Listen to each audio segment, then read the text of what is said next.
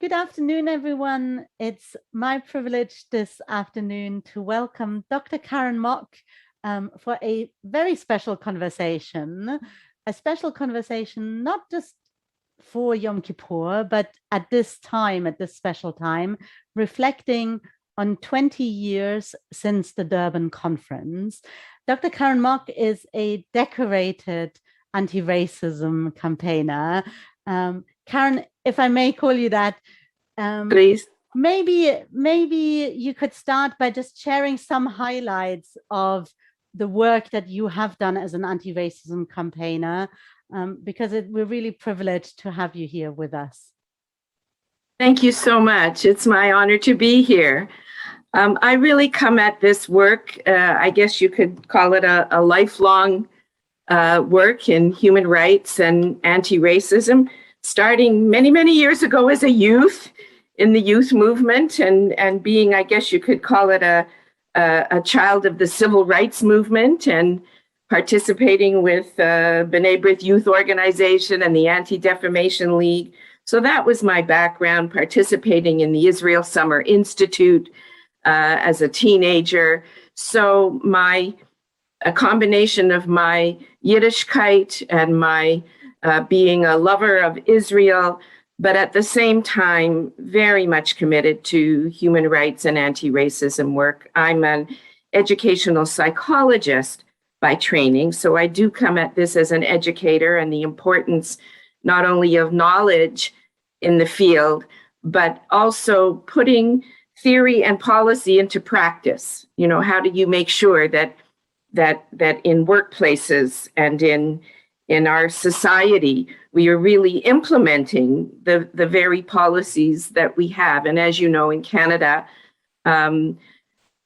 many of our Canadian leadership has been in the area of human rights, even at the UN, you know, the International Declaration for Human Rights had a Canadian as one of the drafters, and the multiculturalism, anti-racism policies.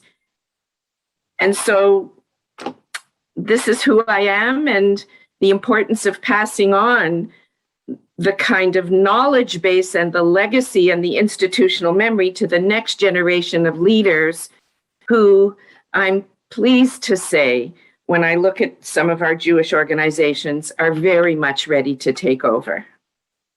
Thank you so much. Thank you for this very brief introduction about your own work. And our listeners can also, of course, see your full bio posted in the links here to the video.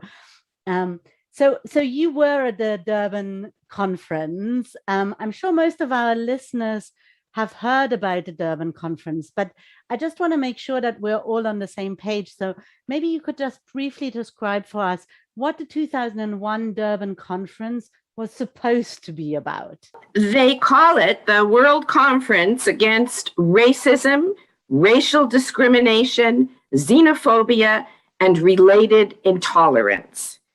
And it was part of a series, I guess, every 10 years or so, a major conference that the UN would put on anti-racism.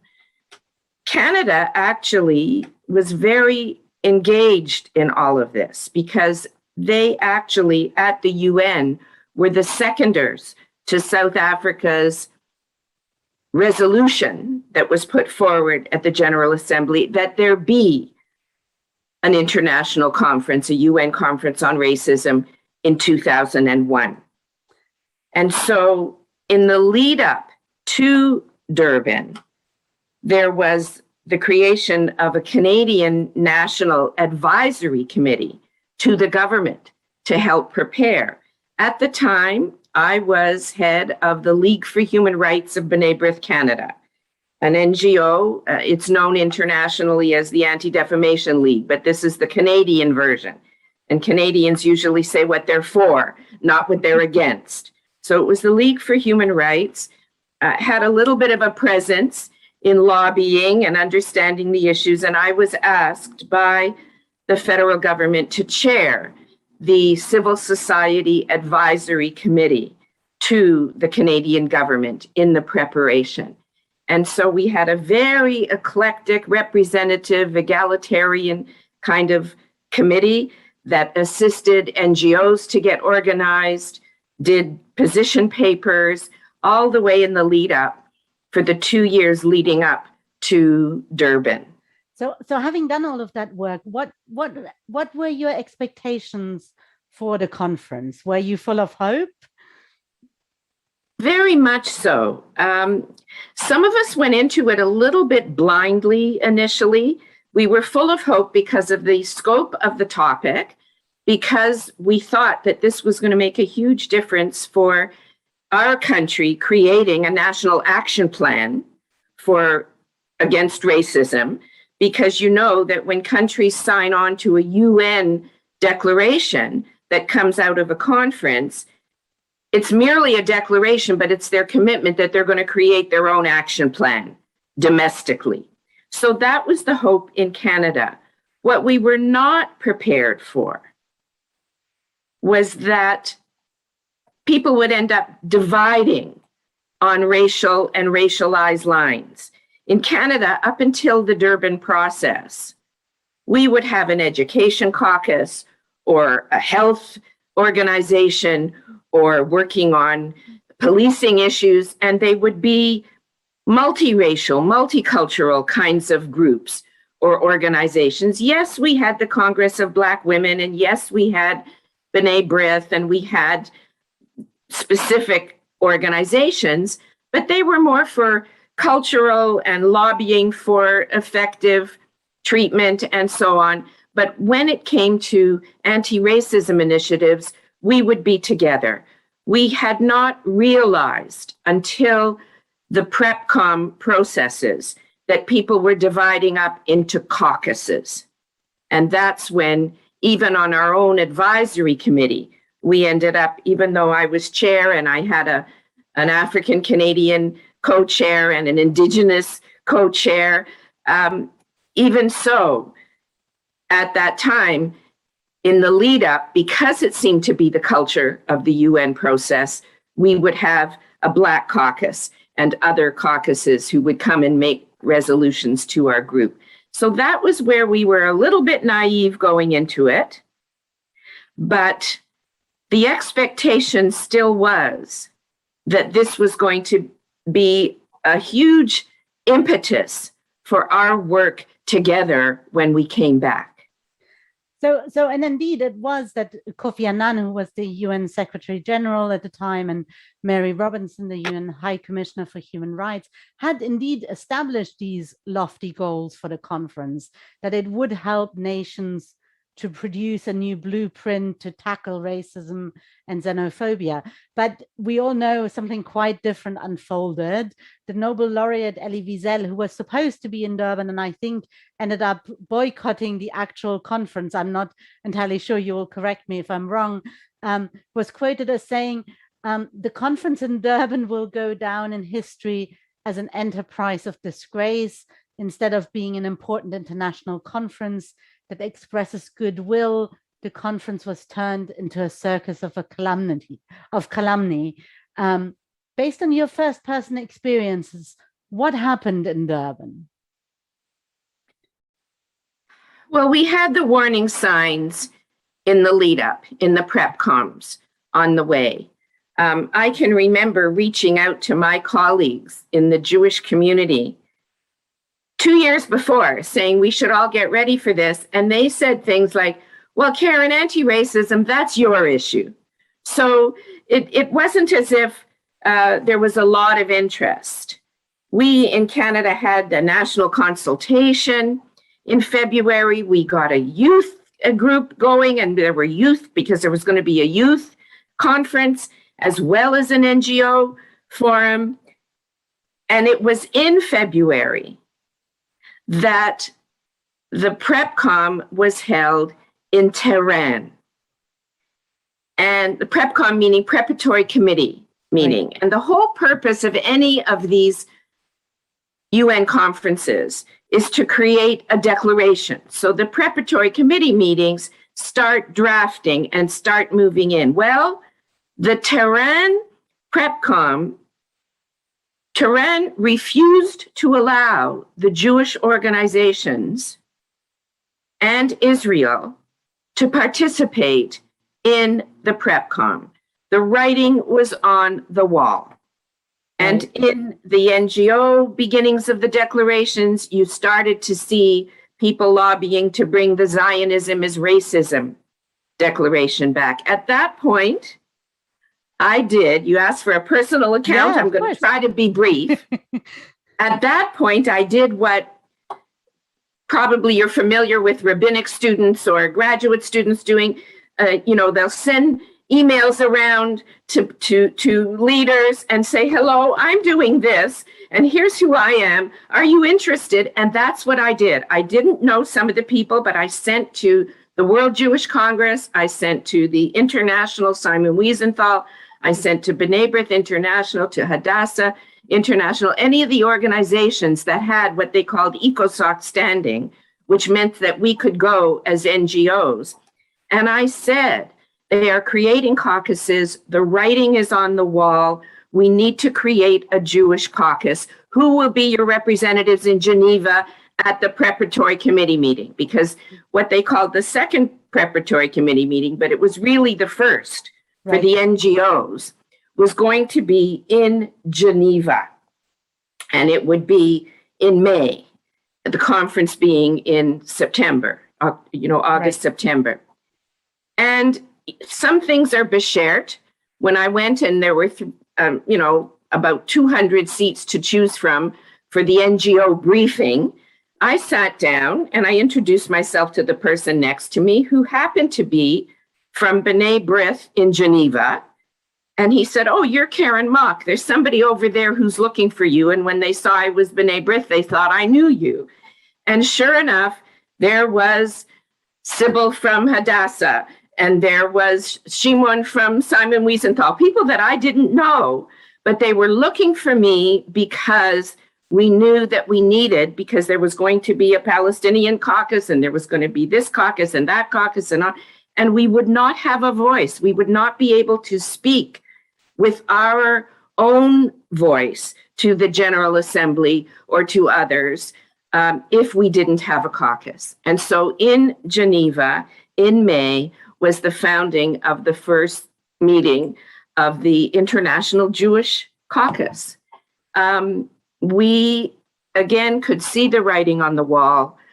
It ended up that there had to be another PrepCon, which they did not expect in Geneva, because of the vitriol, because of how tense things had started to become, mostly vis-a-vis Israel and Palestine, and raising this up as a racial issue, which, of course, we considered it to be quite a political issue, but not an issue for the anti-racism conference. We actually had a meeting with Mary Robinson in Geneva, our caucus. Right. And at the same time, Rabbi Melchior, who was head of the, he was the foreign minister at the time from Israel, he even held a luncheon for all of us from all the different countries' delegations. And he said that, I still blush when I hear it. He said, I want to thank Karen Mock for being the miracle of Durban, because she brought together the Jewish organizations who ordinarily are competing with each other. But here we were in solidarity, strategizing around how are we going to make sure that we came to Durban to do what Durban needed to do and not let it get co-opted by that agenda. But sadly, when we arrived, by the way, I should tell you that Shimon Samuels and I, he from Simon Wiesenthal, me from the League for Human Rights of B'nai B'rith, we went to observe the international steering committee of the NGOs that were planning the NGO forum. And we were there as observers because it's an open meeting. There was even a Canadian delegate there. And here we are in Geneva, and somebody stops the meeting and says, There are two people at the back observing who are agents of a government, who are government agents. Wow. And they meant Israel. And of course, neither of you, I don't know Shimon, but I'm assuming neither of you are actually Israeli citizens even. No, not at all. He's from France. I'm from Canada. You know, Simon Wiesenthal, a well-respected ECOSOC standing, B'nai B'rith, well-respected ECOSOC standing. And I said, I'm here. Yes, I'm on the Canadian delegation, but I am chair of the NGO advisory committee. And that was the tone, even at the NGO forum. So we arrived to the NGO forum. It's opened up, 7,000 people in a huge stadium in Durban, and big signs, pro-Palestinian signs, anti-Israel signs. And the woman from Sangoko, it's the South African NGO Coordinating Committee, Sangoko. She opens up the conference, an Afrikaans woman, and she is wearing a keffiyeh strapped around her neck. When we arrived also to check in, you had the Arab Lawyers Union circulating material that had the Magen David with a superimposition of the swastika on it. Wow. And so on. So as a matter of fact, subtle. It was not the least bit subtle. And I have all the documentation, the young people, the WUJs, you know, the World Union of Jewish Students and the European Jewish Students Union gathered together a brochure that had all of the propaganda pieces. Things like, what if we saw pamphlets being circulated. What if Hitler had won? Well, the good thing would be that there wouldn't be an Israel, and Palestinians wouldn't be in the situation they are. And the bad thing is they wouldn't have made the new Beetle, the new Volkswagen Beetle. And this kind of nonsense, this kind of things that looked as if they were just updated Arabic type versions of blood libels or something right out of the Stürmer. This is what was being openly distributed and circulated. The NGO forum is often conflated with the government forum. None of that was allowed in the government forum, which started at the end. The government forum started on the Friday, and the NGO forum ended that Saturday. That Friday morning, because the NGO final forum and final declaration for the NGOs was going to be Shabbat morning, I went Friday morning to the steering committee to implore them to hold it later in the evening after sundown so that we could all participate. Right. They refused to make religious accommodation. But when Castro's speech went on way too long on that Saturday, and when the Spanish translation hadn't been finished on time, they made linguistic accommodation and said, we can't have the forum until after dinner because we don't have the Spanish translation available yet. Now, there were people there who came to our, quotes, rescue, and Friday, some of the other NGOs said, we will bring the Anti-Semitism Commission's recommendations forward for you. And speaking of the Anti-Semitism Commission, there were commissions in these big tents. Commission meant that you raise the issue and your caucus was able to submit recommendations. Right. We had to go beg for there to be an Anti-Semitism Commission. There was going to be a commission on every other ism and every other phobia, and there was going to be a Palestinian commission. But they finally agreed that we could have an Anti-Semitism Commission.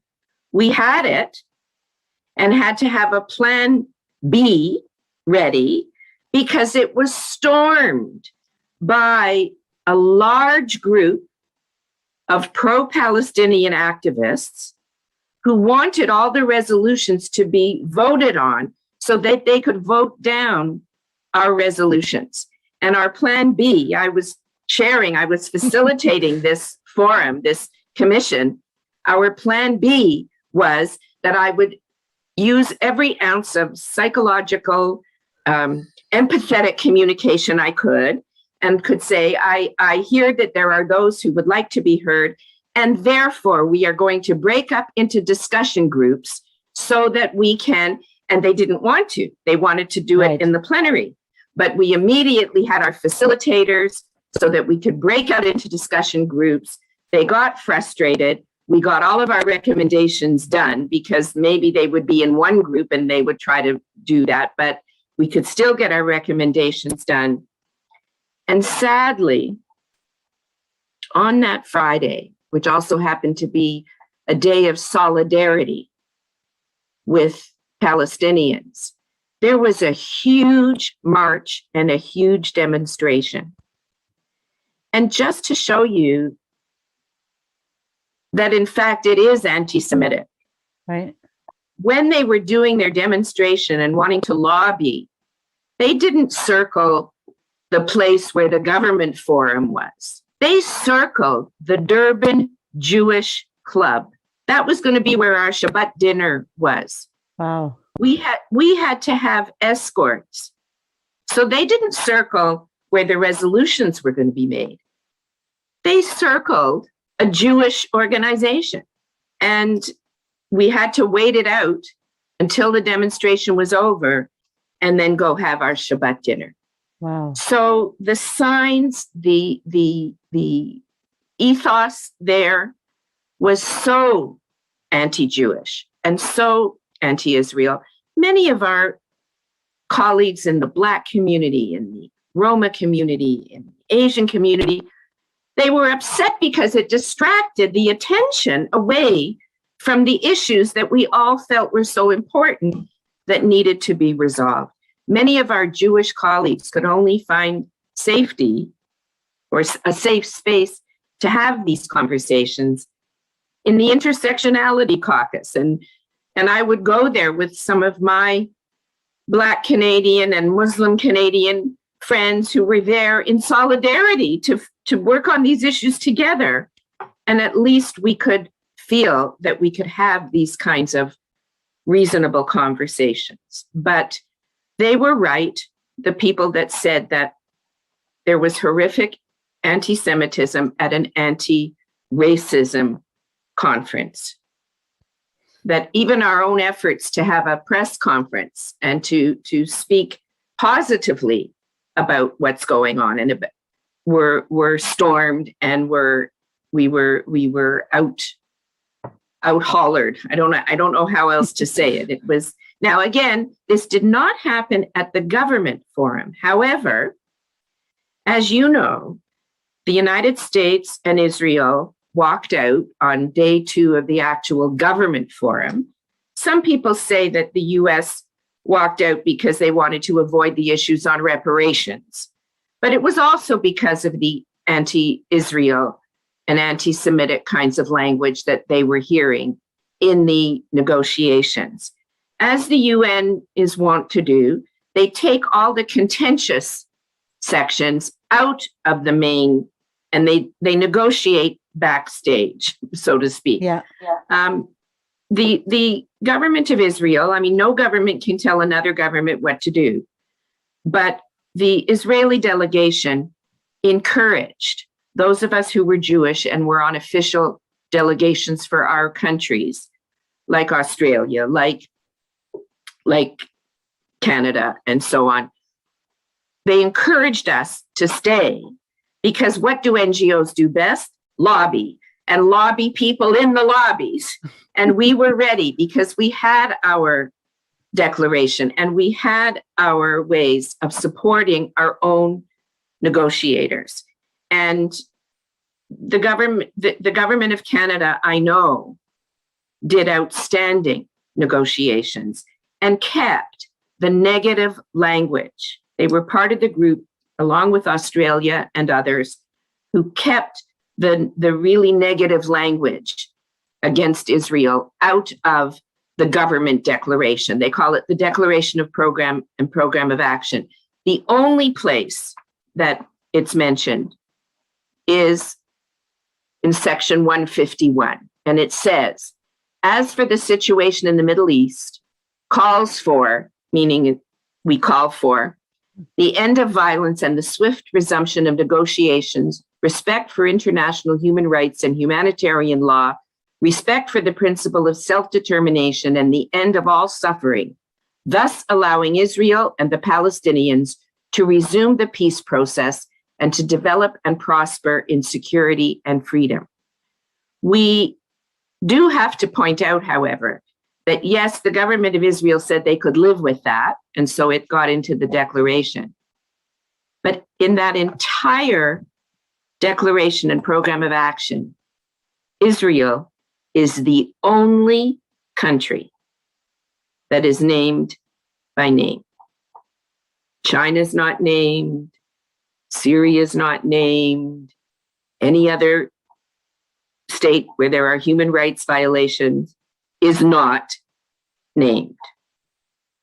So while Mary Robinson refused to accept the NGO declaration as an official document because of the vilification of Israel in it, actual vilification.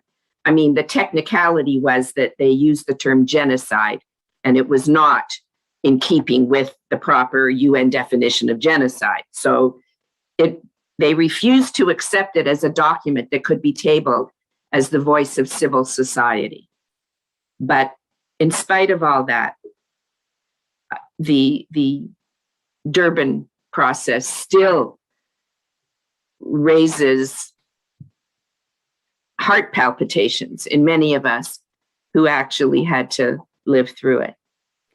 Yeah, thank you. So I think for many of us, what we are most familiar with about Durban is this equation of Zionism and racism, which it didn't make into the formal government declaration, or the accusation of referring to Israel as an apartheid state. Again, it's not in the formal government declaration. Nonetheless, I think I want to just take a moment to talk about this comparison of Israel as an apartheid state, because similar accusations have just recently been leveled against Israel. Again, Human Rights Watch just published a very lengthy report entitled A Threshold Crossed, where it said Israel is acting as an apartheid state. As someone who has been at Durban, but also as someone who is really an experienced anti-racism campaigner, how do you see that comparison of Israel as an apartheid state? Well, what started in Durban has culminated in that recent report and in what seems to be a turning point in the aftermath of the May Gaza-Israel flare-up again. In the NGO declaration, to show how highly politicized the language was and where all of this started to really take a foothold, the article that was in the NGO declaration states, targeted victims of Israel's brand of apartheid and ethnic cleansing methods have been in particular children, women, and refugees.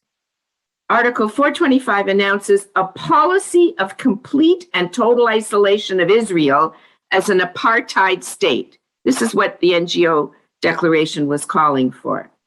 Quotes, the imposition of mandatory and comprehensive sanctions and embargoes and full cessation of all links, diplomatic, economic, social aid, military cooperation, and training between all states and Israel. And then a further article talks of condemnation of those states who are supporting, aiding, and abetting the Israeli apartheid state and its perpetration of racist crimes against humanity, including ethnic cleansing and acts of genocide. So every one of the worst crimes of the 20th century is fielded against Israel and only Israel. And what started to take that kind of foothold in Durban, the boycotts, the divestment, the sanctions, and so on, and this rhetoric, this inflammatory, over-the-top rhetoric, culminated in the recent Human Rights Watch report. Human Rights Watch and Amnesty International and the other groups that were there, they woke up to what was going on in Durban way too late. They didn't see it until the actual forum that was after sundown, so our group had to go. But we ended up having to walk out even of that NGO forum. Why?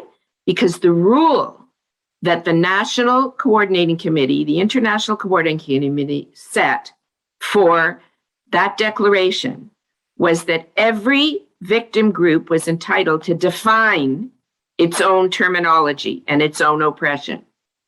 But very soon into the conversation, a group got up and made a motion to remove one of the sections from the anti-Semitism. And we were one of the only flags, I had it in my hand because I was heading the delegation, held up to vote against what that group had proposed, and we were voted down. So it was the rule for all NGOs that they could define their own terminology, but when it came to our submission, they were going to change the rules. So we had no choice but to walk out. So this language, even some of the people in Human Rights Watch recently were concerned before the report came out because they knew that the language in a way was being manipulated. Obviously, the term apartheid is used and people immediately think of South African apartheid, but they define it in such a way as it could apply to what is happening certainly in the West Bank, in the occupied territories. But they fudge it over into acts of discrimination and inequities in Israel itself. Well, on that basis, Canada could be called an apartheid state, or any country where there is actual evidence of systemic bias in employment or in law and systemic treatment and policies. And of course, people like us who believe in human rights speak out against those violations in Israel. But to specifically use that terminology and accuse Israel of crimes against humanity. I mean, Israel's being accused of the very crime that at Nuremberg, the Nazis were held accountable for. And so what started in Durban has simply escalated, and through what many of us would call propaganda techniques, you just repeat it often enough, without the data, without the background, without the official definition. I mean, at least Mary Robinson could say, this is the definition of genocide, and Israel has not committed genocide. That rhetoric in those sections are over the top. We cannot accept this declaration and table it as the voice of civil society. So what you're talking about, I just want to connect it a little bit for us, for our listeners, to what we've been seeing also in the UK. The British comedian and writer David Baddiel just published a book in 2021 entitled Jews Don't Count, where he says that the progressive idea that it is the prerogative of those experiencing racism is to say, this is racism, seems to apply to everyone but the Jews. You just shared for us this kind of how you observed this happening in Durban when it came to the declarations around anti-Semitism. As the co-chair of the International Jewish Caucus, because you haven't mentioned that you were actually the co-chair of the International Jewish Caucus at Durban, what do you think this connection, how do you think, you spoke a little bit about it already, but how do you see this connection of what happened in Durban to what we're seeing today in progressive circles. And it is happening in the UK. I think in the UK, we saw it primarily in the discussion around anti-Semitism within the Labour Party, but we are also seeing it around the world in the United States, in the Black Lives Matters movement, and so on. Do you see a connection? How do you see that connection to what you were witnessing in Durban? I do see the connection, and I see it especially because when I think of the generation that has grown up between 2001 and 2021, many of the young people who are in leadership positions now, or they may even be professors in universities, or they may be graduate students, or they may be young lawyers, they have grown up with this kind of rhetoric in progressive circles, in anti-racism circles. They have grown up with even academic boycotts of Israel because it's, quote unquote, an apartheid state. And they don't have the knowledge or background of the UN, of how it works, of, what is law and what isn't law, what are definitions and what isn't. I mean, I've got people spouting off international law to me when it may be the recommendation in a report. It's not a law, or it might be a resolution in a UN declaration, but that doesn't make it law. And yet they're saying Israel is constantly violating international law. Well, what does that mean? I mean, when we came home from Durban, now you do need to remember, of course, that, I came home on 9/10 that night. And 9/11 happened the next morning. And I remember having tears that night before. We'd had to remain strong in Durban on very little sleep to get all these resolutions going and our strategies. But I even said to my husband, when is the world going to wake up to the power of hate and hate propaganda and what it can really do? Because I even had a South African lawyer who was drafting the NGO declaration in Geneva say to me, but Karen, in Israel, you're not allowed to vote if you're not Jewish. And I looked at him and I said, you are a lawyer. Where did you get that information? Because that's what he believed. He believed it was an apartheid state and you couldn't hold positions or vote if you were not Jewish. I said, there are Arab and non-Jewish and Palestinian and Muslim members of the Knesset. So what started in Durban has infiltrated, I'm going to use that language, into anti-racist education, equity and social justice education. We have university departments right here in Canada that are teaching teachers how to prepare to teach classes on social justice education. And they deal with every single one of the isms and phobias in their curriculum, but not anti-Semitism.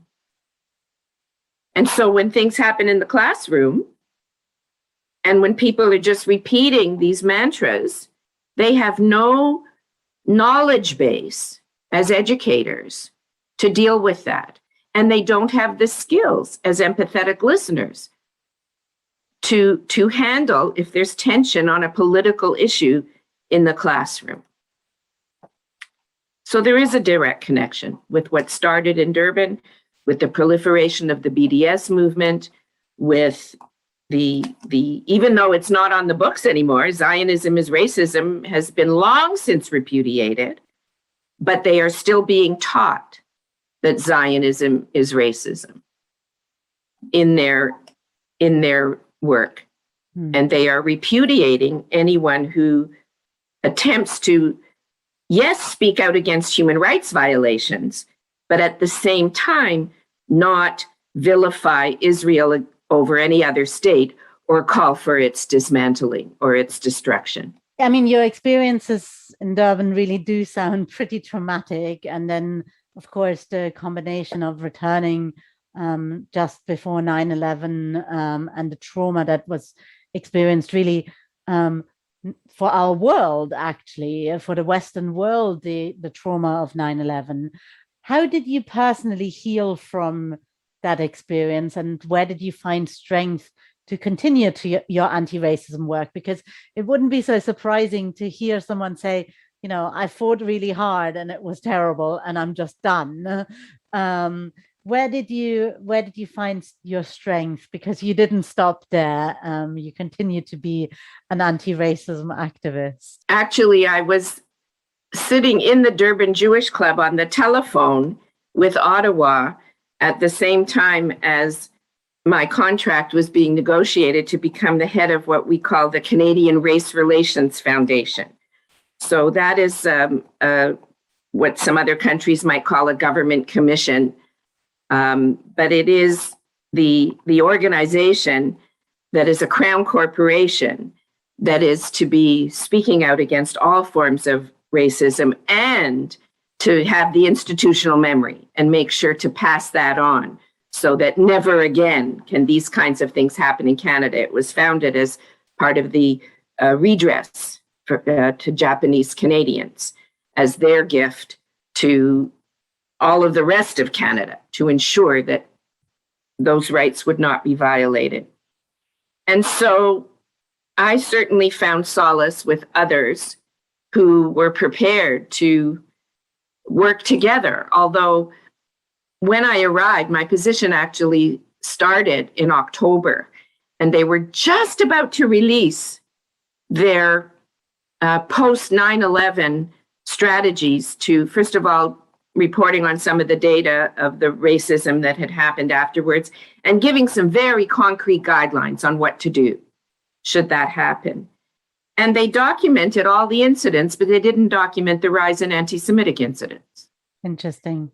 And so since the final draft wasn't done yet, I was able to get them to insert one line that gave similar data because, of course, there was a huge rise in anti-Semitic incidents because Jews were being blamed by many for 9/11. So it was just by reaching out to other colleagues, by having the commitment when there was talk about should there be a Durban+1. And of course, people didn't want to have a Durban+1. The Canadian government was shying away from it completely and had gone into a post 9/11 security kind of anti-terrorism mode, which of course was fraught with its own systemic racist pieces that we had to deal with. But I instead said, well, if the government isn't going to do it, and because we need to do the healing and we need to bring people together. So the Canadian Race Relations Foundation hosted Durban+1 and brought back people from the Canadian delegation, from the different NGOs, and made an appeal to our then Minister of Multiculturalism, which included anti-racism, that we needed to do our own action plan and put the good parts of Durban and the Durban Declaration into action, not the NGO one. Now, yes, there was still healing to do, but I'm a cockeyed optimist. There were people who I can remember sitting around the planning table, and I was the only Jewish person in the room, in my office, at the Canadian Race Relations Foundation, with some of the people from NGOs that had been on the Canadian delegation of all backgrounds. And we were brainstorming about who should be guest speakers, and someone's name came up. And then the group had this whole conversation about what was and wasn't anti-Semitism. And so accused the group of being anti-Semitic, and that's not carrying on. Not once did anyone turn to me. When, of course, if I had been a Black person and the topic was racism, they wouldn't have been arguing about what was and wasn't racism. They would have turned to me to say, help us understand. Now, again, maybe it's the old teacher in me. I didn't choose, because there was only 5 minutes left in the meeting. I did not choose to raise that issue then. You need to choose your time, and you have to have the right forum for it. We dealt with it at the next meeting when we had time to discuss what was and wasn't anti-Semitism. But we're still fighting that battle now. The other way that there was some healing is we had a little private group called the DS group, Durban Survivors. People from some of the NGOs in different parts of the world who continued to communicate with each other and to try to strategize about how were we going to make sure that the Durban sensibility didn't take over. And so we stayed together, and we actually met in New York in February of 2001, and we stayed in touch, and we're still in touch. Wow. As any of these anniversaries come up, and what should we do? At one point, we thought it was going to be a good thing to review and have a Durbin review. And we worked hard as NGOs around the world to get the NGOs to declare that this would never happen again and to set guidelines. Right. And we had about 92 different organizations signed on. And then the governments got involved and got political, and they turned it into a political football. And the conservative parties in the different countries scream and yell and say, you never should have been in Durban in the first place. And they make points. And then the governments took over, and different governments decided to boycott, whether it was Durban+1 or Durban+10 or whatever. So it is Durban+20. And in fact, just as you're observing with different countries boycotting, the UK just recently announced to join Canada, the US, and Australia in boycotting the 20th anniversary event of the Durbin Conference. They list historic concerns about anti-Semitism and anti-Israel hatred as their reason. Do you feel boycott is the right move here? At one point, we thought it wasn't the right move. And what I find funny is even the use of the term boycott, because of course, all these same groups would say we shouldn't have boycott against Israel, but we can boycott other things as a nonviolent protest measure. But here's what I think. Why invoke Durbin? Why remind everybody? Why use that as the model? Because what the governments do and what the UN does is say, recalling this and recalling that, and they do all these preambles. Why do we want to recall Durbin? And so I wouldn't call it a boycott. I would say that every country should stand up and merely say that racism and all other forms of discrimination are not acceptable and demand an effective response here at home, in the UK, in Canada, in the US, you name it, to counter racism at home and internationally. So we want countries to do that anyway. Durban's not the appropriate mechanism or reminder to set an international agenda, because it recalls how that conference was in fact corrupted and the bias that was evident, the anti-Semitic bias that was evident. And I'm not one to say criticism of Israel is anti-Semitic. You know that. You can criticize policies of every country that are inappropriate and that are racist. But to say that Durbin, when all the other groups are held up and only one is stigmatized as the model, no, we just don't need that. And as I said earlier, the Israel-Palestine conflict is not a racial conflict. It's not an anti-racism issue. Are there components of it? Are some people racialized? Yes, but it's not a racial or a religious issue. It's a political issue. And So when you have a document that names only one country out of all the countries in the entire UN, so I think they should stay away from commemorating Durban+20. It's just not helpful. They need to identify and support alternative, non-discriminatory actions. Yes, every country should have its own action plan against racism and all forms of xenophobia and related intolerance, as that title suggested. But should they be using Durbin framework as their model? Absolutely not. When it alienates one community so viciously and vocally, no. I think that the Jewish community has proved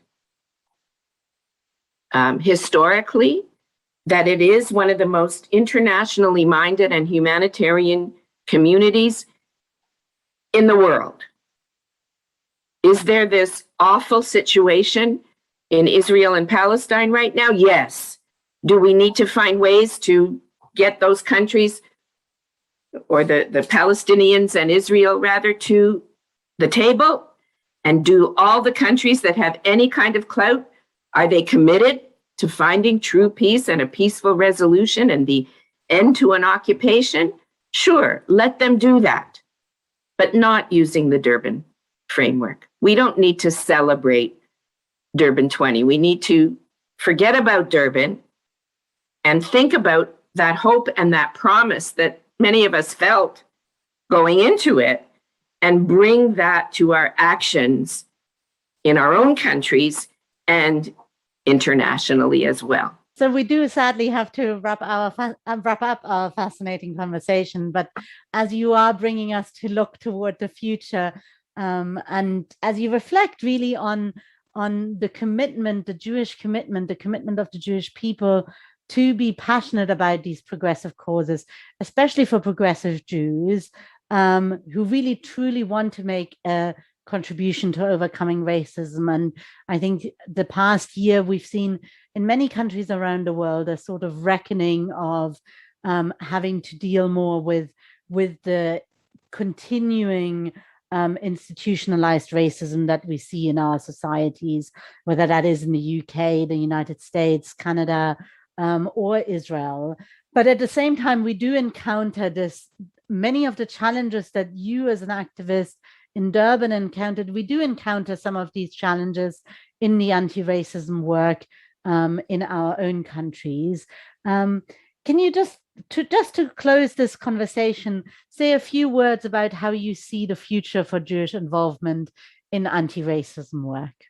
Well, I certainly hope that there will be continued Jewish involvement and activism in anti-racism work. I'm not giving up. It's the next generation that needs to take up the cause. And what I am frightened about is you cannot do this work in sound bites and without taking the time to really know the history and know all the narratives and build relationships. And there's an old saying, physician, heal thyself. Right now, we have people in the progressive spaces who have been trained and are champions against anti-Black racism, anti-Asian racism, homophobia, Islamophobia, you name it. But they do not self-reflect on how systemic anti-Semitism actually is in their circles. And they have adopted the mantra that anytime Jewish people raise the issue of anti-Semitism, it's just to silence pro-Palestinian voices. And to me, that's no different than when white supremacists would say when they were being trained, or there were things happening in workplaces or in schools around anti-Black racism, and they would turn around and say, "You're just trying to stifle my freedom of speech." Or we had a situation here where against Muslims, where people in magazines and newspapers were saying, "We shouldn't be defining Islamophobia because you're just trying to silence our criticism," which is simply not true. So we need to keep involved in this work, and we need also to build the kind of time in. This last year has been almost a disaster in that regard. It's just been a disaster, because trying even to do this kind of work over Zoom, I've been asked to do training sessions where, without being able to tell the stories, without being able to have the time, without being able to sit with a person at the coffee break and do the active listening, and then you get that glimmer of recognition in their eye when they realize that there's been that inconsistency. We can't give up, Leah. The kind of work that you're doing in your congregation, the kind of work that Holy Blossom is doing, the kind of work that the J-Space Canada is doing, that so many of the organizations are doing. We can't give up, and we need, in my respectful view, more solidarity even within our own communities, because there is diversity in our community. And vilifying each other is not the route to go. One organization can't do it all. One organization may be fantastic at lobbying, but they're not so good at education or dialogue. And dialogue is not, "I'll have dialogue with you if I can convince you to do it my way." So we've always said it's about putting yourself in the other's shoes. And that's what our work is about and needs to continue to be about. And my hope is with the next generations that will agree to do this and take the charge. Thank you so much. What a beautiful way to end. And really, I think also your call on us to not vilify each other, to say that true dialogue is also about dialoguing with people who we might not see eye to eye with immediately, and that we shouldn't just turn away and give up. What a beautiful message to end on. Thank you so much. It's been absolutely fascinating. I hope we didn't commemorate Durban in a sense, but used this as an opportunity to kind of do that learning that you're imploring us to do, to understand the connections, to move a little bit beyond the soundbite. So thank you so much. It's been an absolute privilege. And I'm sure many people will, after listening to us, say, can we have a bit more? So maybe there will be a second conversation at some point, moving beyond Durban, or maybe we'll forget about recalling Durban and find a different title to reflect together on the work that still lies ahead, for there is always work that lies ahead. But for now, thank you for joining us. Thank you for your unbelievable work throughout your entire life, at Durban, beyond Durban. Thank you for being with us. Thank you so much, and have a wonderful year ahead, a sweet year. Absolutely. Shana Tova to you. Shana Tova.